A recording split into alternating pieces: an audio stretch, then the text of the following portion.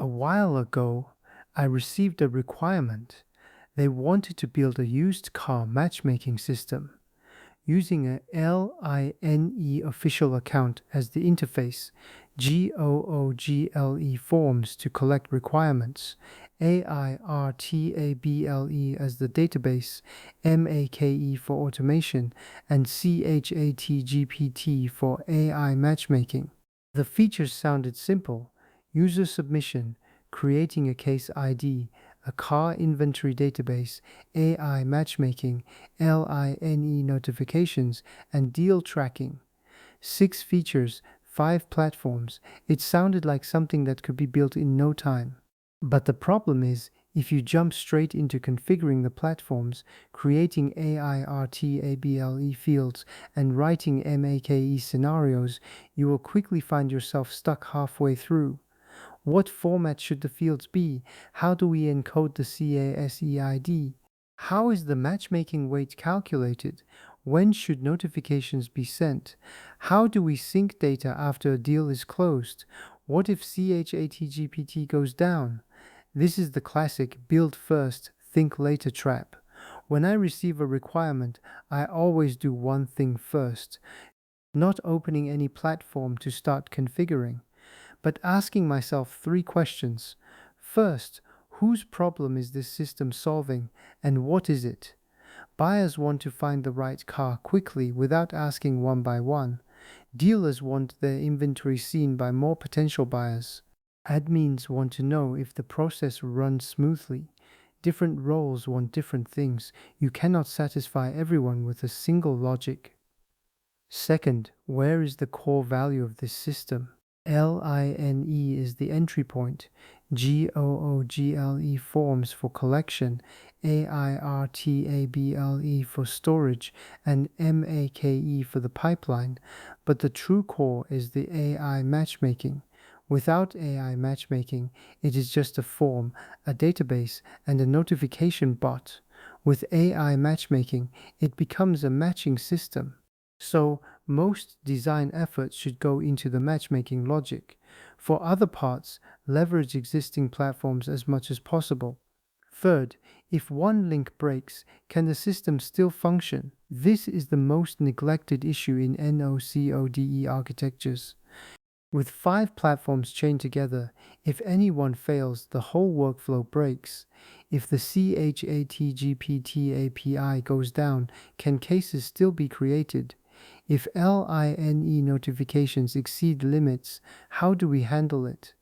These questions must be resolved before configuring, not patched after going live. I usually use a method called pain point reversal. We start from pain points, not from features. For example, what is the buyer's pain point? Think about it. Someone wants to buy a used car. They see a car online, call the dealer, and the dealer says it is sold. They find another one, ask, and the dealer says, "What is your budget? I can look around for you." And then nothing happens. So, what they want is not a list. What they want is, I state my requirement once, then someone keeps looking out for me, actively notifying me of fits and not bothering me with mismatches. The design reversed from this pain point is completely different from a feature-driven design. Feature-driven, build a form, save to database, query, display results.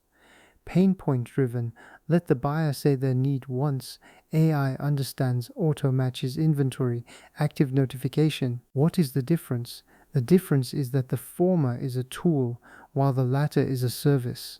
A tool requires users to do the work. A service gets the work done for them. This shift in mindset is the watershed of design. So when writing specs, my first task is not defining the API, but defining what effort this system saves for the user. This project uses a combination of NOCODE and LOWCODE tools, LINE, GOOGLE forms, AIRTABLE, MAKE, and CHATGPT. Many people think NOCODE is just linking 5 platforms together, but in reality, NOCODE design logic is very different from coding. When writing code, you can use IFELSEFORLOOPS and TRYCATCH blocks. No matter how complex the logic is, you can handle it. But in NOCODE, every platform has its own limitations. A free LINE account only allows 500 messages per month. A free AIRTABLE plan only allows 1,000 records per database. A free MAKE plan only allows 1,000 operations per month. The ChatGPT API costs money, and response time is not guaranteed. These limits are not bugs, they are design constraints. Good NOCODE design does not ignore these limits, it treats them as input conditions for the design. LINE messages limited, only notify on high quality matches. AIRTABLE records limited, regularly clean up inactive cases and auto archive. MAKE operations limited, merge steps to reduce unnecessary triggers. ChatGPT costs money. Set up cache so the same query is not repeated. This way of thinking is called constraint-driven design. Constraints are not enemies, they are friends that help simplify your design. The core of this system is the AI matchmaking. But how to use AI is an art. Many people think, just throw the buyer's requirement to ChatGPT and let it answer directly whether a car is a match. But this approach has several issues. First, ChatGPT lacks real-time inventory data. It relies on its pre-trained knowledge, not your AIRTABLE inventory. So you must feed the car inventory data into it first. Second, letting AI judge directly makes quality control difficult. The same query sent today and tomorrow might return different results. And you cannot explain why one car gets 85 points and another gets 60. So the right way is to let AI do what it does best and use human understandable rules to handle its output. In this system, I layered it like this. Layer 1. ChatGPT does requirement parsing. When a buyer says, I want a white SUV for around 50,000, ChatGPT parses this into structured fields. Budget 40,000 to 60,000, color white, body SUV. Layer 2. Rule-based filtering. Query these structured conditions in AIRTABLE to filter out cars matching basic criteria. Layer 3. Weighted scoring for ranking. Brand match plus 30 points, budget overlap plus 25 points, year match plus 20 points, mileage plus 10 points, color plus 5, fuel plus 5, transmission plus 5. Only scores above 50 count as a valid match. The benefit is clear. AI only handles natural language understanding, which is its strength. Filtering and ranking are handled by rules, which is predictable and explainable. Not notifying below the threshold controls the user experience quality. Let AI do AI's job, and let rules do the rules' job. Never treat AI as a magic pill. Once all the design thinking is done, the next item is turning ideas into documentation. I divide this into 3 phases. Phase 1, PRD, deciding what to build. What is the market background? Where is the pain point? Who are the users? What are the feature boundaries? What is required for the MVP and what can wait? The goal here is not writing a massive document, but ensuring you don't realize halfway that you went the wrong way. Phase 2. SA, deciding how to build it. What is the architecture? How does data flow? How is the AIRTABLE database designed? Which parts are automated via MAKE, and where is human intervention needed? How are security and privacy handled? The goal here is not writing code, but reviewing all integration details to avoid finding mismatched fields after connecting. Phase 3, specs, deciding how detailed to build. What is the data format for each integration point? How do we handle errors? How many retries?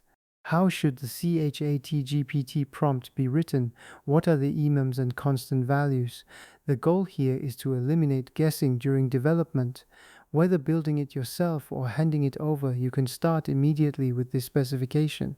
This process sounds like many steps, but with AI assistance, the entire workflow can be finished in hours. When I worked on this used car case, generating 22 files across the three phases took less than 40 minutes, and we ran several consistency checks between each document. This is the core concept. Spec first, then iterate. Not jumping into development with nothing, nor spending 3 months writing specs before starting, but using AI to quickly generate clear specifications and iterating continuously during development. Finally, I want to share a perspective. Many people think that spec shield methods are only for coding teams. They believe NOCODE projects just require dragging lines on a screen without wasting time on specifications. But I believe NOCODE projects need specifications even more. Why? Because when coding, your code itself serves as a specification. Types, function signatures, and API endpoints are all declared in code, but NOCODE configurations are scattered.